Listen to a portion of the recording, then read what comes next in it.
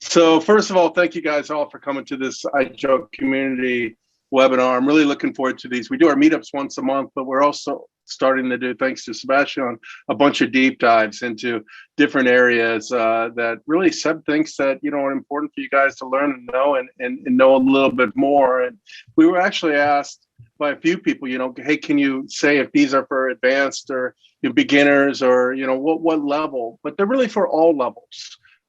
So even the most advanced people will learn something and the beginners are going to learn a lot. I always learn a lot. It's quite amazing. So that's our goal today. We're going to talk about usual technical issues explained and solved with my buddy here, Sebastien. We do have upcoming events. Please check out the events. Go to igelcommunity.com/events and you'll see. Unfortunately, we only have one more posted right now, which is the May one, but we're going to be diving into security with one of our security guys within IGEL. That's his main job is IGEL security. So this will be a really great meetup. It's going to be Q&A with him and quite looking forward to it. We are in the process of planning June and July. We have them, we're just waiting on a couple things. So we'll announce that here shortly. The other thing I want to say is check out the videos site. So if you don't know about this, it's called videos.igelcommunity.com. And when we do webinars like this or meetups or Sebastien's Tech Tip Tuesday, I gave it the worst name. It sounds cool, but it's really difficult for me to say. But we post these things up to videos.igelcommunity.com. So it's a great place to find tons of great technical stuff. It's all technical. There's no marketing up there. It's all deep dive technical stuff. It's where meetups live. It's great stuff. Also, when we have a new product release, we're doing short little videos with the product managers explaining what's new in those products. So definitely check that out. I think you guys will love it. Again, videos.igelcommunity.com. The last thing I want to say before I turn it over to the main man here is if you have questions, and please feel free to ask as many questions as you want. We'll probably save it till the end just because Seb will get on his roll and he wants to make sure he gets stuff. But we'll stick around and answer all the questions as long as you guys want to ask them. And if you have to drop off, you can watch the recorded version, which we'll post up to videos.igelcommunity.com.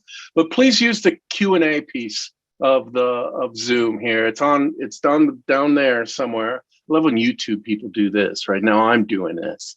So it's like you can do this. So anyway, use the Q&A piece down there. Do not use chat because we won't see it or we might not see it. Use the Q&A piece, and at the very end, we'll go through all these questions and get you answers. And we can play Stump Sebastien today. That's always a fun thing. Never forget our discount codes on some beauty products that we are proposing today. Do I sound like an infomercial? I should maybe. I think it's too many years. This is like 20 years of doing this crap. Okay, so now that I've been put in my place, I will turn it over to Sebastien to do his technical stuff and get me off the stage, quote unquote. So I'll go on mute and hide my video and cry in my Wheaties here. Thank you all for joining. Sebastien, the floor is yours. Thank you so much for introducing me in that session, Doug. So let's start with our today's session. Hope you're all doing fine. I will start now with the presentation mode. So for the first time, we will have a little bit different agenda than before. So I will just move through the different topics. I would not call it technical issues or even not usual issues. It's more, I'm seeing a lot of different topics coming up in the community, partially also in our internal Teams chats. And we see that the IGEL operating system is great when it comes to connect to a Citrix environment or whatever else. But since I would say 1 or 2 years, the users are expecting even more than just having a session that is opening up and putting some mouse clicks and some keyboard input into the session. We are now seeing a way more. So a way more means they want a good looking operating system. Even if they don't seeing them for a long time during boot up or after that, they are seeking for a specific graphical user interface. They are looking for some behaviors they are knowing from their Mac OS or from their Windows PCs.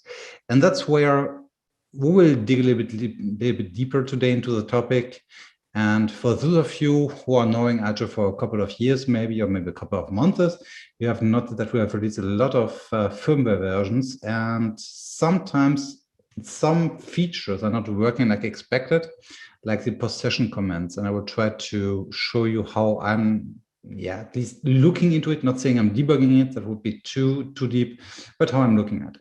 So let's start. I'll just stop my video. You don't want to see my ugly face during all the presentation.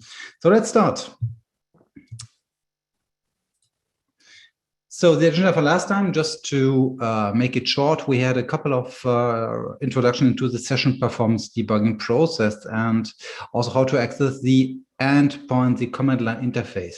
I showed you the standard and, in my opinion, important directories like /wfs, /config, /user home. So directories, mount points on the endpoint where we are putting our configurations, our sessions, etc. And we tweaked a little bit around with a few Linux commands.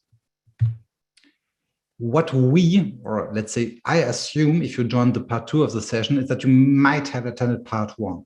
Not because it's mandatory, definitely not, but we shared there a couple of comments that I will reuse today, and I will try to explain them, but maybe not deeply like I did last time. Same on directories and same on the comment I would use and how to access, obviously, the command line interface, because that's something we already covered last time. So the agenda for today. We have a couple of things we will go through. One topic I didn't mention until now is how to read and encrypt information into the registry itself. Why I'm doing that and on what purpose, we will cover it a little bit later on, but let's imagine you want to use maybe your MAC address or your host name as a password when you want to connect to your Citrix environment. And even if we already covered some of them last time, some additional useful command line command that I want to show you. And if you have time, we will maybe cover some specific logs on the operating system itself. So lessons learned from last time. I mean, there was nothing really new since the last session we had. I guess I've covered everything for today. We're also trying to cover at least the chapters inside of our meetup. So let's stay tuned on that one. If I miss something, just feel free to put everything in the question and answer section, and I will cover it. That's one of the things that changed this time. I will make, let's say, about a short break after 25-30 minutes, just to have now in the question and answer section directly. So if you have a question related to a specific topic, just feel free to ask it there and I will take it up. So if you already attended meetups or session with myself, even lively on the Disrupt, you are knowing that I'm putting some, let's say, history facts into the introduction of our topic. So on the 20th of April, yes, we have definitely somewhere in the afternoon, night, the keynote of Apple, but that's not the topic we'll cover today, definitely not. I'm usually seeking for some IT or some computer news.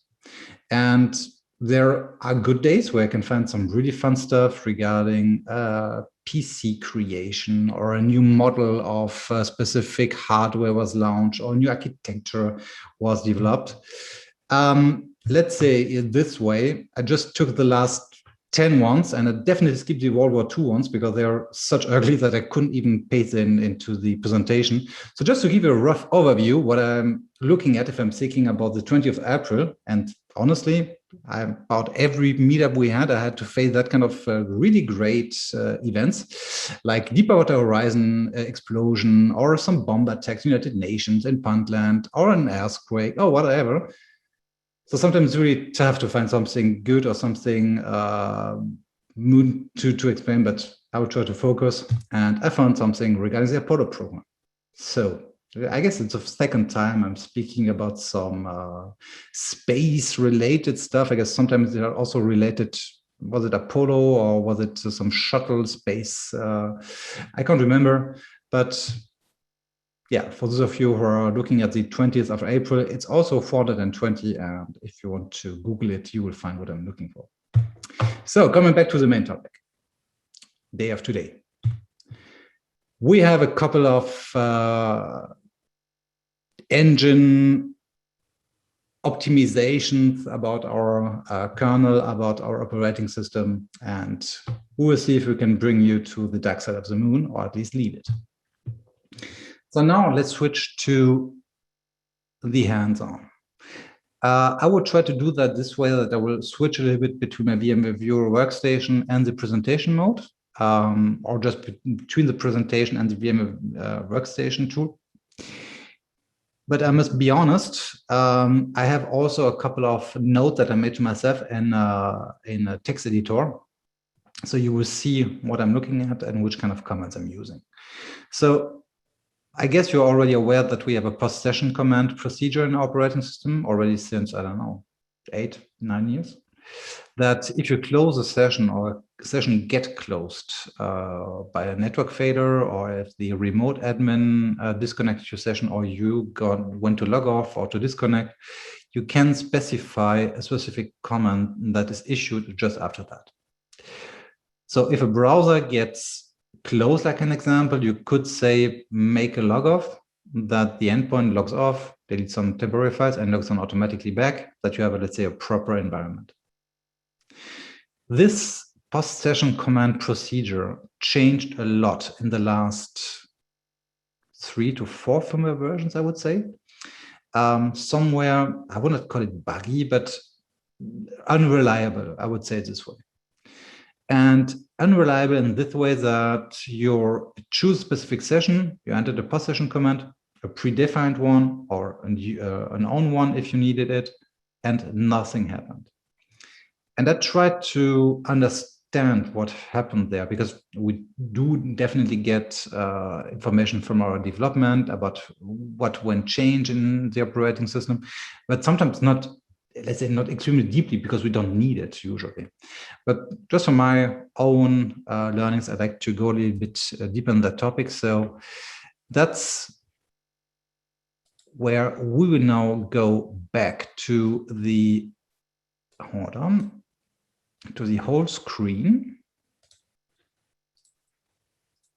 So let me share that one. If you are missing the screen, just put it please in the question and answer section, but I would assume that you are seeing an IGEL Universal Measurement Suite at the moment with 2 endpoints and a separate window with my endpoint itself. So let's start with how I'm debugging that kind of stuff. So I'm checking firstly on the local terminal. Let me just, apparently the sharing is not working from one message I received. So let me just put the VMware workstation instead. So should be fine now. So we have now our local terminal. So I have an OS 11, 11.05, 520 operating system installed. And let's say I'm looking at the operating system like you would do. So I'm not deeper in the topic as you do. So I'm checking with some comment like a grep if I'm finding something that is, let's say, hearing like auto log off in our config mount point. And I'm looking through this results, and I'm seeing a couple of things that are looking a bit like what I would look for, like this one, the configure underscore IGEL minus pcomcl. A not really safe speaking name, in my opinion. I mean, even if you could say post command or whatever, it's not really something I would identify as an auto log off action. But now I'm seeing that it might be related to that, because it gets also a key from the registry, right? So what I'm doing now is I'm looking at that result that I received by just being lazy and copying it, and check what the content of the file is saying. Okay, nothing really interesting. I mean, besides the fact that I'm getting some information about the key it's reading. So now that I know that I'm looking for something which is called pcom. Oops, sorry. Let's put it into config bin.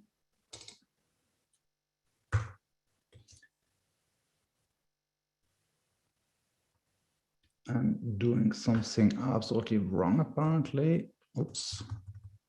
So let's keep that one maybe just to keep some, well, I will check the comment afterwards. I guess I have some typo on the minus name. So let's check for the other approach and getting back to, come on, print. Okay, much better. So let's check now. We have on the config bin different binaries, or let's say different executable files that are having this pcom in their names. So if I'm looking at that one, I'm seeing the configure -igel pcom cl, but I'm already knowing that this file is not containing what I'm looking for. So I'm now focusing on this restart pcom. So like I said, I'm just trying to explain you how I'm getting into that topic and trying to understand how we are doing stuff. So I'm really reverse engineering some features we're delivering.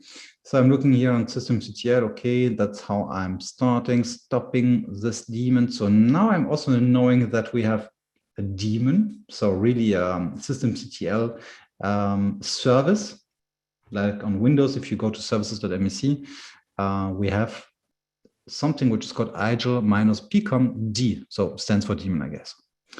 Okay, and yeah, how to start it. Okay, not so much interesting in there, but it's enough to understand what the service is doing. So assuming that we have our daemon set, I would say that if I go to cd user lib, can't remember where it was, to be honest. I guess it was on the system D, but yep, in there. So let's check what is in there. We have a couple of subfolders. Okay, nothing really interesting. So if I don't want to go too deep, I'm still using my find command that I used last time. Oops. And still we have the dot. So I'm searching inside of that folders in directory depth 3. So 3 folders, 3 subfolders in row, not more. And I'm seeing here a service file. So that's what I'm looking for. We have a subfolder called user. And if I'm looking now into the service itself, IGEL pcom cl service, I'm now seeing how the service itself is starting. And fun fact, we're using a Python script for that. So just be aware that what we did, I don't know, for 8 years, something like that, by using this /config/bin autolog of bin. So let me just copy you the link into the operating system. That's the old way to start our post-session command daemon. It's not there anymore. So just forget that one. If you used it for monitoring, let's say, multiple processes at one time, please forget that one. It's not existent anymore, or might be renamed to something else, but it's not the main process anymore. So the process we are looking at is really this user bin Python and this user bin pcom cl. Not sure if it's something that we created or we relied on something that is available on the internet. To be absolutely honest, I don't have a clue. I didn't have the time to ask our devs because it was something I just checked 2 days ago, something like that. So I'm just trying to put a -- help at the end instead of this -- legacy topic, because I'm assuming that we have something related to a help file. Yes, and we have something. So that's where this topic is coming to an end. So just to show you that we have a specific service file which is looking for processes. This service is starting a Python script, which is pcom.pcom.cl. And behind that, we have a daemon who is looking for a process. As soon as the process is not there anymore or was ended, you can execute a command. And as soon as we know that, how to get to that point, you can, I would say, debug or reverse engineer more or less everything. I mean, not everything, but most topics. And that's where we are now coming to the next one. I don't know if you remember, but we had sometimes a request to group icons in the graphical user interface. So let's imagine I'm starting now a couple of browser sessions or a couple of terminal sessions. Let me start a third one. A lot of Windows users, but also macOS users are grouping their icons in the taskbar.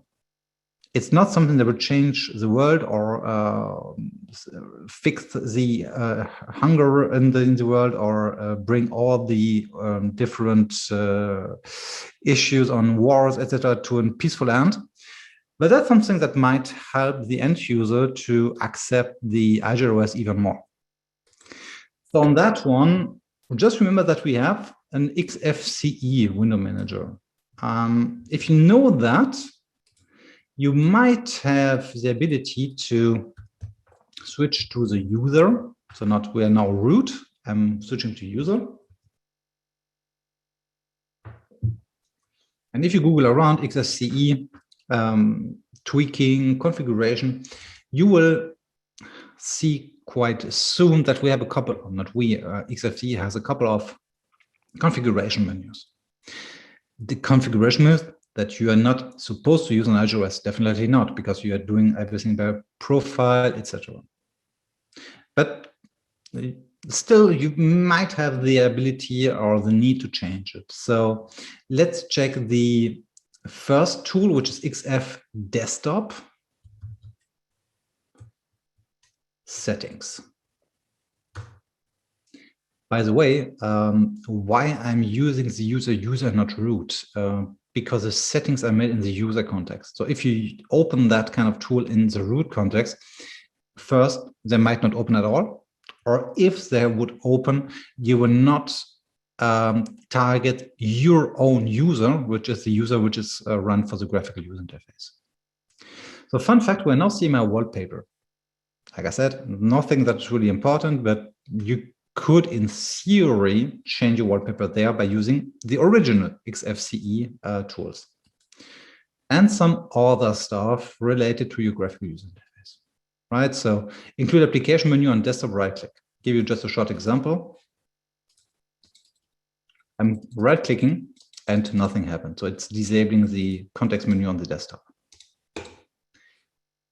Be aware that everything that you're doing here might not be saved over a reboot, like everything we're doing in IGEL OS. But just keep in mind, if you want to play a little bit around, just to find maybe a specific configurations that you are looking for years, might be the way, or let's say the first approach to do that. Then we have the second tool, or let me just close that one.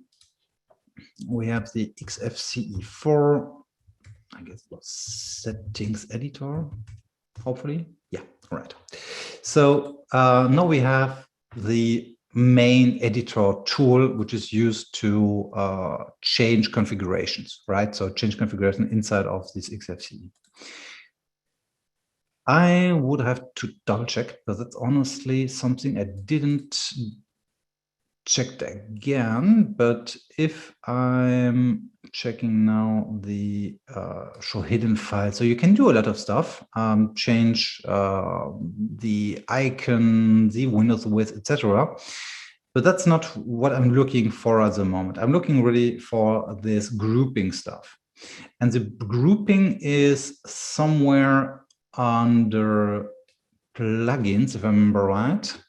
So let me check if I find it somewhere, because sometimes you have to go to Google and check.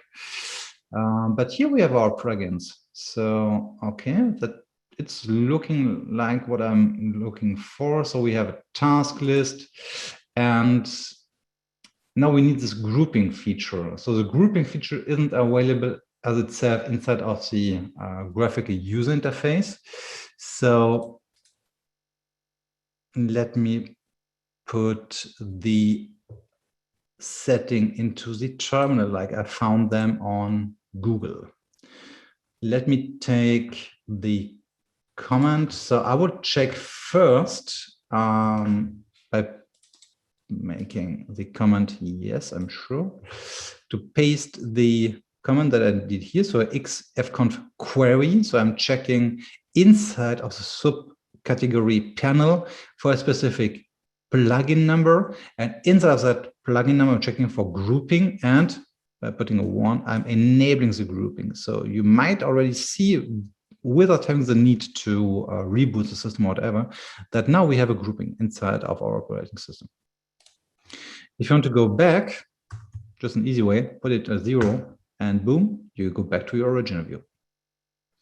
So let's keep the number 1, because honestly, the grouping, I don't use it such often, but if you're working on a virtual machine where you don't have sometimes resolution on full HD or whatever, because you don't need it, it's pretty cool just have a grouping and switch between the different windows, right? So that's one way if you want to tweak around with the graphical user interface to achieve what your users are looking at. Because honestly, we are doing a lot of great stuff at IGEL. We are doing pretty decent job on the design of our products, but we can't match every taste, every request. So sometimes users are looking for Windows 10 looks like, or sometimes macOS, or some more geeky like Edu, Linux as more as possible. So just be aware that that can be one way to do that. Okay, next thing. You might already have noticed, let me just switch back to root, that if you restart the network manager, so that's more or less something that would happen if you unplug your network cable and plug it in again, that you have this notification that is coming up. Sometimes it's staying there forever, sometimes it's staying there for a couple of seconds, sometimes for a minute, and on my case, it's disappearing more or less instantly. But I know that we have a couple of issues on that topic. So I was asked a couple of times, can we disable that? We could in the past. We had registry keys to changing it. But at the moment, at least I can't, right? So there might be tweaks somewhere that is still working, but everything that I have seen the last 1 or 2 years isn't working anymore on 11.04, 11.05. So what I did is I tried to reverse engineer this this notification tool, and I just went to Google and checked, hey, notification XFCE. So let's come back to the user mode, and let's push again the XFCE and double tap. I'm seeing a notify daemon coming up. So that's what I am looking for, because I know that it's the daemon I'm looking for from the Linux perspective. So let's just copy that one and start the tool. Oh, right. You have a notification tool, which I can use to set a no disturb mode. So I would expect, if I'm now opening a second terminal and saying restart network, not network, I'm not hungry, network manager. Oh, that's working. That's cool. But honestly, it's not enough, because this do not disturb is working for most of our notifications, like on network. But if you are speaking about some custom partitions, etc., it's not working. So, but I'm honestly positively surprised, because last time it didn't work at all. So, okay, that's something I will take on the list for the next session. Let's go back and check what the no disturb is doing from a command line. So I already have checked a little bit around, and that's a command I'm using to set the do not disturb session. Oh, as a root is definitely not the way to go. That's right. So let's go back to user mode, and let's put the xfconf query back, and we should now have a 0. So disabled one. Let me check. That's true, but that's something I already did in the GUI. So let's put a 1 and check again. It's back. So just in case, be careful with that, because it's really just for testing purposes. Everything I'm doing here is not meant for an enterprise level deployment, but it can give you a first approach about some issues you are looking at. And as soon as you can give even more information to our support or to our support employees, or even to us in the IGEL community, it's more than welcome. So we're not assuming that you will do that this way, but if you want to look at it, it's definitely greatly welcomed. So that's one way. So I don't have to go deeper, because honestly, what I did in my profiles before is to remove a specific daemon. So remember, we was in cd user lib, then system d user, and there we have a specific IGEL notification service somewhere over there. So we should have an XFCE IGEL somewhere, which is taking over all that stuff for the notification. Here we go. I don't think it's needed at the moment, but I will double check for the next session. Okay, next topic. I already mentioned it in the agenda. We have in IGEL OS, let me open the IGEL setup, a Citrix session, but it doesn't have to be a Citrix session. It can be any kind of session where you can store a password in the registry. You could enter here in the GUI a password and it would be saved. You can also push that through a profile and it would be saved. That's fine. But sometimes you want to go the way around. So you want to save a password in the registry coming from the client with something that is related to the client, because it should be something unique. Unique like a unit ID or a MAC address. I know that the MAC address can be spoofed, no question. But if you want to go to a kiosk mode, that's something that a lot of people are using. So that's something you could do here per hand, but if you have 20 devices at least where you want to do that, honestly, you will not go through the IGEL setup every time. So for that purpose, we have a command which is called setCrypt param. You might remember from the last time that we already have a set param, which is meant to store varchar information into the registry. But if you want to save something that should be encrypted, and not only should, but has to be encrypted into the registry, set param will not work. So let's go back to the command. I can show you that with a simple command I created. So if you do that with, hold on, here we go. With set param to the sessions pn login settings.password. So remember, we have the registry inside of IGEL. This registry is covering every feature inside of IGEL OS, and it's more or less built like a tree. And this tree can be accessed from the GUI, but also from the command line. So if I'm doing that, and the command I want to use is hostname, because hostname will show the actual actual hostname. Right, so that's the command you're issuing. So I would expect now, if I'm getting the registry key, so get the operating system, read it, I'm seeing the host name. So it looks good from a first approach, but as soon as you go into the IGEL setup and go back to your setting, you might wonder why you don't see it there.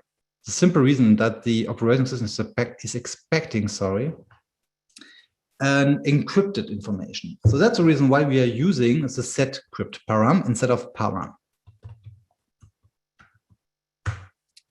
Boom. So let's now take the get again. That's apparently something absolutely different, right? So it seems at least something that is not readable anymore. But yeah, how can I double check that from the command line? That's not helping that much. Guess what? We have something which is called getCrypt instead of get. And it's now taking over the password field and decrypt, between marks, the value you entered there. So that's a way how I would store password into the registry without the need to go through an encrypted file in between. So just in case, because I covered it in my introduction, the host name is, I guess, not the best way to set a password, even for a kiosk mode. It was get my hardware address. So that's the command we are using. It's giving back your MAC address. So as soon as you use that command inside of a line that we are looking here, what I'm doing is, if you just put get my hardware address between the, I can't remember the English name to be honest, but yeah, this symbol, it will just paste exactly what you entered there. So it just will take get my hardware address and will put that into the registry. If you want to use the result of that command, you have to go through the dollar and brackets, and then it will get the result. And that's what we are looking for. So let me check if we are good now. Yes, we are using the MAC address. So even if you want to trick around and get the MAC address without the double dot, everything is possible. Just a question of how you want to do that with AWK or whatever. You can do a lot of stuff regarding with that setting. So let me stop there for a couple of seconds and check the question and answer section. So when cloud-based UMS will be available, David, I would go to that question at the end of the session because it's more related to the roadmap.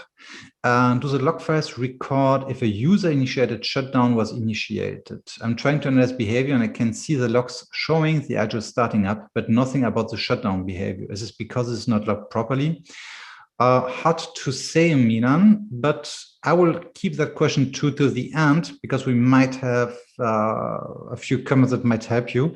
But I will split the answer into sections between the operating system and the IGEL UMS. But we'll come back to your questions afterward then. Okay. So next topic after our short question and answer break. Sorry. You might already have noted in the community chit chat. If not, let me show you my PowerPoint now. We had a great talk with ControlUp, who is delivering a lot of client metrics to their system, and definitely also our IGEL operating system. ControlUp is delivering there a lot of good stuff like history, like graphs, etc. So everything which is definitely fancy and more professional.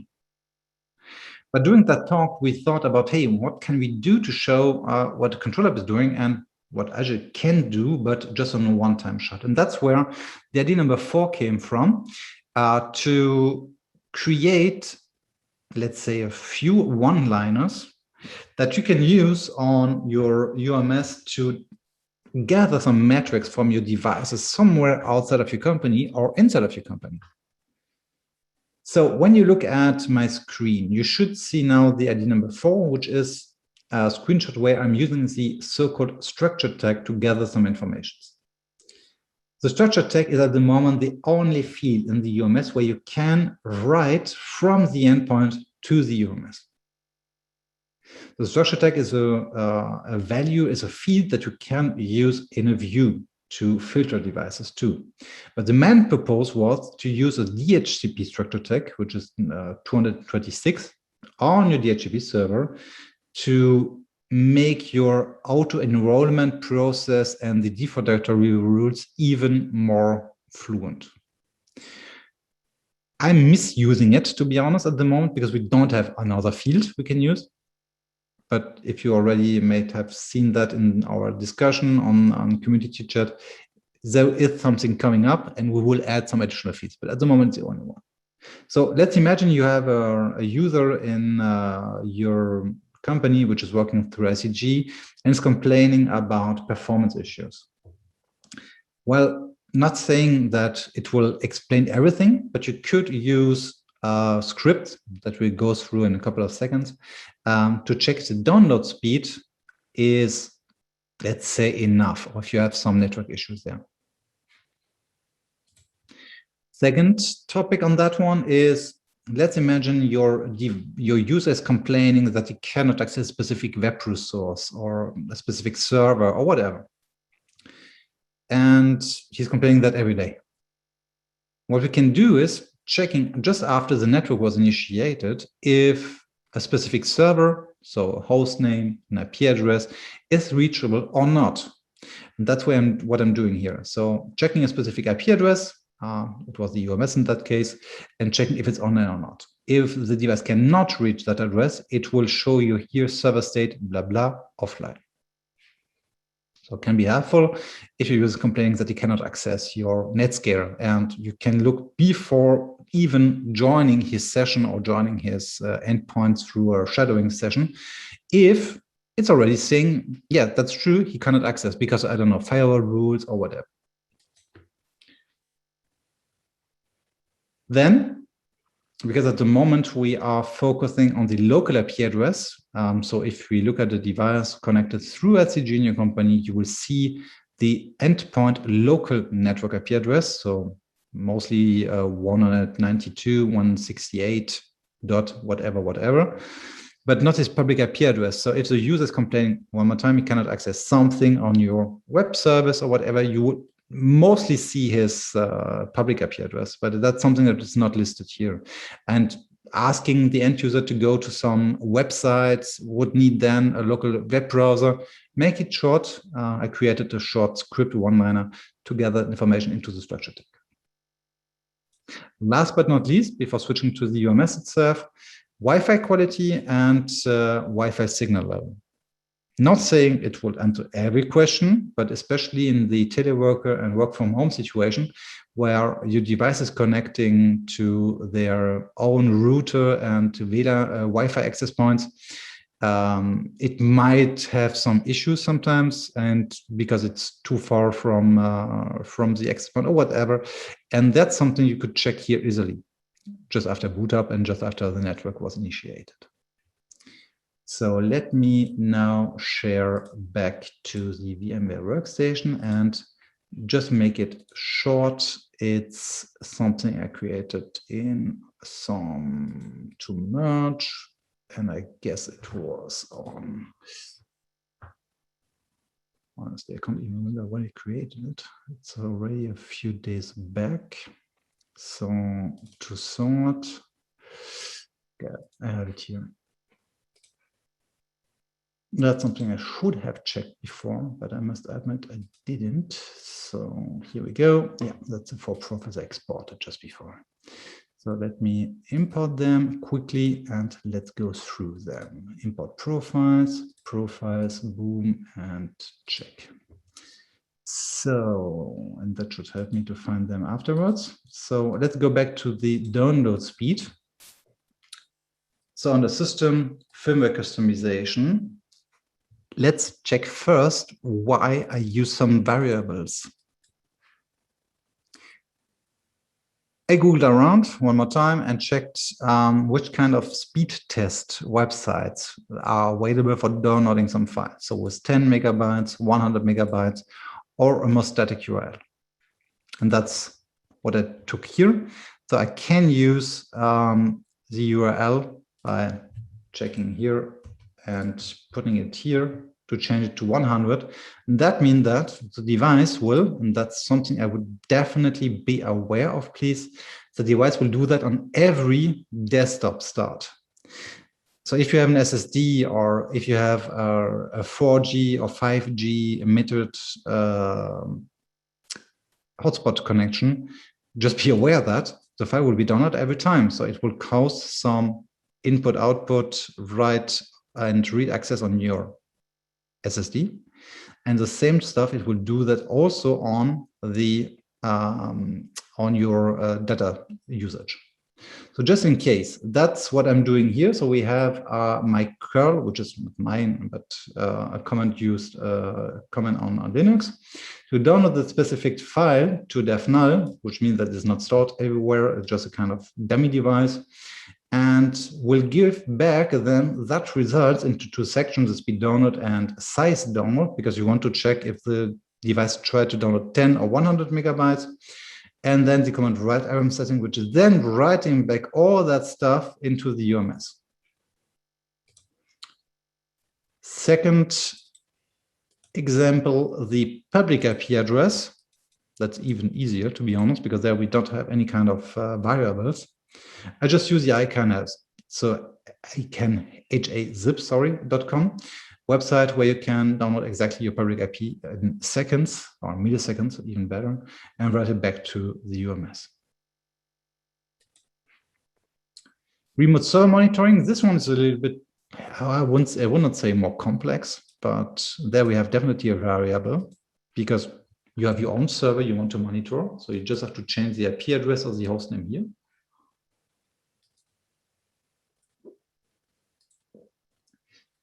And here we have the script itself. So it's doing the ping, checking if you get positive result. And if yes, it will show a server. So use server name -online. And if not, it will, sorry, it will send exactly the same stuff, but with offline. And then send it back to the UMS. So last but not least, the Wi-Fi signal. This one's a little bit more easy to read, but here we have also some variables like which kind of interface you want to monitor, so which kind of Wi-Fi interface you want to monitor. It can change. Sometimes it's something more cryptical, but that's something your user can easily give you, or you can do a remote shadowing or remote SSH connection. That would be quite easy to find. That's what I'm looking for with the iwconfig command and grabbing all that information into one field and writing it back to the UMS. You might wonder why I'm doing everything without any kind of spaces in between. I'm not sure if it's the case, but I'd noted that the structure tag isn't really reliable if you work with spaces in between. So that's the reason why I'm mostly using results that are not put into spaces. So if I'm looking at a specific device, here we have my Wi-Fi link quality from my RX 420. So my Raspberry Pi 4 with IGEL OS, and I'm seeking now for my Wi-Fi quality. That's what I wanted to show you on that note. I'm coming now to the last two topics before coming to the question and answer section. So let me add to my endpoint one profile, which is an easy one. Let's imagine that we have a couple of browser session on our endpoint, and you got the request from, I don't know, the marketing or maybe from the monitoring department or whatever to create a non-used device. So a device that boots up, starts a specific web page, and then goes to, I don't know, monitoring system, webcam monitoring system, maybe some ads or in-store TV publications.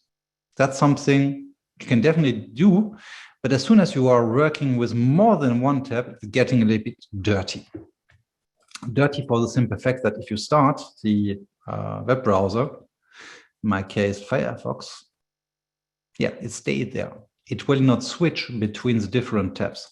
Right, so I have to do that by hand, but sometimes you have different systems that have to be shown. So yes, basically you could take over another browser session and yeah, changing it from time to time, or maybe just doing another approach and doing that with a short script maybe. And that's where, sorry, and I forget one last, you could also install some extensions, like auto-rotate, I guess, what the term I searched for, to do that through an extension. But installing an extension inside of Firefox, inside of IGEL OS, isn't such easy. And besides the fact that it's not officially supported, you are not sure which kind of content the extension brings back. So you might have some metrics from that vendor installed in the same time. So just be careful on that one. You can do that. We have a tutorial on IGEL Community Firmware, right, from Kolja Knisper, how to do that. But I'm trying to avoid it, to be honest, just because of security purposes. So what I'm doing now is, let me just double check that we are looking at the right window. I will now show you the XDO tool command, which is a command installed in our operating system, luckily. So let me switch to root and let me paste that command. So it's more or less doing the following thing. It searches for windows. So I'm really speaking about windows themselves inside of iOS, which are visible, and with a name called Firefox. And as soon as this one is found, it will issue a control tab. So let's see what happens. Nothing really funny in that way. But if I'm now going back to my window itself, and I'm taking over the command one more time. If you look at the background, you see that it input exactly what I'm looking for. So with Control Tab, I'm switching different tabs inside of Firefox, sorry. So now you might ask, yeah, that's great, Sebastian, but I will not issue that command every time and every second on the endpoint, because there I have not want something. That's right. That's the reason why I'm using a command which is called watch -n and oops, sorry, in 1 second. So what is happening now is that this command is issued every second in a loop. I mean, that doesn't really make sense, to be honest, because you might want to look at it a bit longer than 1 second on a website, even if you're monitoring one. But if you want to change that value to something more realistic, then just move around and put 5 seconds, like an example. So let's check now the result. And yes, it's moving around. That's something that I would usually put then in a custom command field, or maybe combine it with a custom application, whatever you like. So that's just a short hint I wanted to share with you. And the last one you might be interested in. So let's go to browser authentication. So now we saw just a standard web page, but sometimes you also have an authentication request from the website. In my case, it's my own web server, and I'm now entering my credentials. Okay, cool. But that's a one-time shot, because as soon as I will close the Firefox and restart the authentication method, oh, that's great. We have some cookies left. So let me close everything. Hold on. Should be now next step. Okay, let's save it. Even if I wouldn't do that on my private PC, but let's imagine we would do that on the company one. Oh, and now it's coming back again and asking again, even if the password was saved. Not saying that it's the smartest trick on the world, but remember our XDO tool comment that we just used before. What happens if we use a similar command, but with enter instead of Control Tab? And that's something which is called key press _ enter, if I remember right. Yeah. So let's check now if we reopen that web browser. We still have our prompt. Oh, it's already done. So let's check again. 5 seconds, remember, boom. I didn't have to do something. So I'm not saying that putting enter every 5 seconds makes sense, but it can be just a short win if you have one device which is just needing that. Hey, just use XDO tool. It's a really powerful tool to enter some comments into your graphical user interface. Okay, we are now coming to an end. Let me check now the question and answer section. So, do the log files record if a user-initiated shutdown was initiated? Honestly, I would go the route to check. I mean, from the UMS itself, you might see if it was initiated by a UMS user itself. So let's imagine I will shut down now my Raspberry Pi device, and I'm setting now a shutdown command to the endpoint. I could then right-click the device, going to logging and messages, and check, oh, someone sent out a shutdown command to that endpoint. And if you check that the administrator login data is stored, then you will see it here. From the endpoint itself, since we are purging the log and temp folders because they are temporary ones, you would have to use the debug partition. Just to be clear, that's a topic I have covered somewhere. I would send you the link afterwards, but that's the debug partition where the log files get a kind of persistency. So if you have a, next question. If you have a setting applied on an endpoint that was configured in a profile, how can you identify which profile applies the setting in the individual that set up the profile? First of all, we have a tutorial on handle profiles like a pro. That's more or less what you are looking at the moment because it's more advanced stuff. But let me show you that. It's pretty easy if you look at them from the UMS side. From the endpoint, honestly, it's not impossible, but it's pretty hard. Inside of the UMS, it's pretty easy. Take the device, right-click, go to Edit Configuration. Check with the blue color if you don't know where to look at, and check the settings you're looking for. And now we are seeing this English and German. So that's a setting that I made a full profile. Easiest way, take your mouse, don't move, just move it to your setting, and it will show you, oh, it's overwritten by a profile called interface EN. And the second one, profile input DE. So that's a way to know which profile is setting up that setting. That would be my, let's say, my easiest answer to your question. David Prowse, could this comments be with custom attributes versus structure tag? Not sure which comment you are now referring to, but I'm assuming you are speaking about the structure tag client metric stuff. That's something that might come. Yes, so the custom attributes at the moment is something we have in our UMS. So just to show it to you quickly for the other attendees, we have our device attributes here, and you can create some additionals.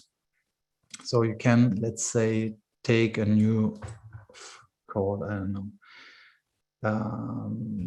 art and string. And if I go back to my device and go to F5,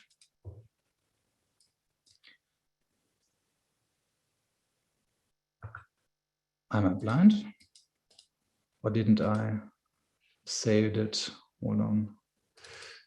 Device attribute or string name BAM, and go back to the device. Oh, that's fun.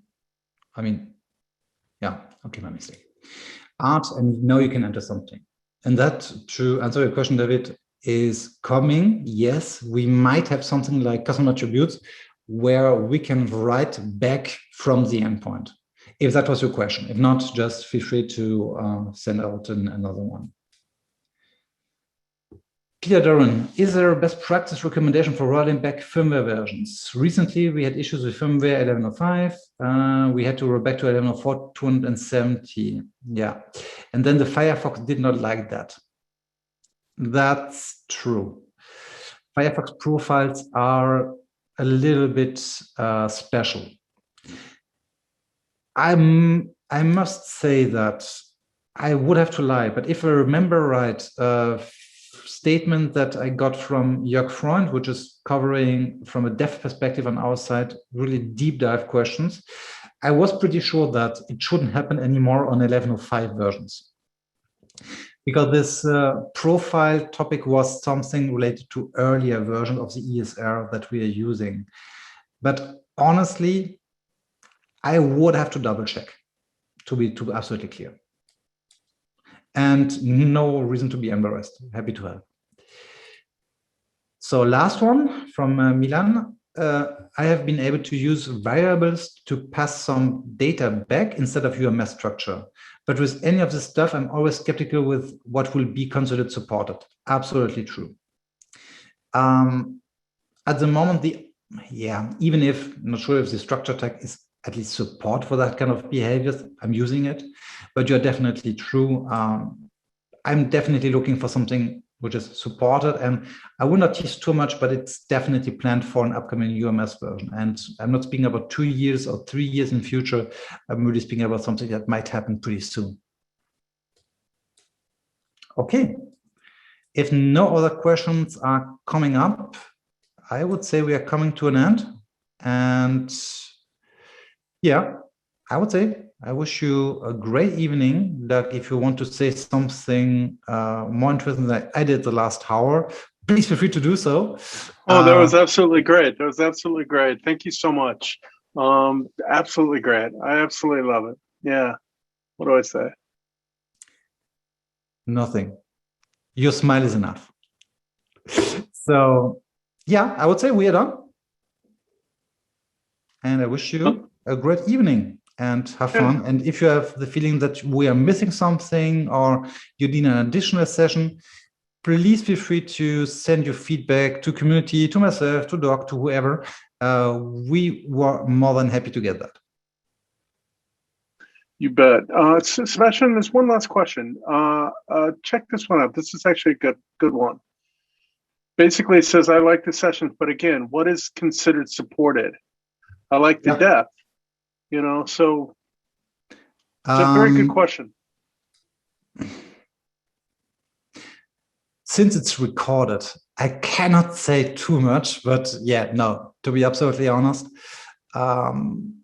most of the things we spoke today, so something like the XFCE tweaks, not supported, definitely not. But it's something that you can test first and then ask for a feature request. So go to the idis.igelcommunity.com and put your feature proposal there. On stuff that you bring back to the UMS structure tag, that's in my opinion something that is supported. I mean, supported in the way that you cannot break something. And if you have a ticket at our support asking for help on your UMS, you will not get rejected because you are using that command. You might just be asked to remove that profile just to be sure that it's not colliding. But that's something I would say would not collide in any kind of support. On the on the XDO tool stuff, since you're just putting into some keystrokes, I would say supported like on the structure tag.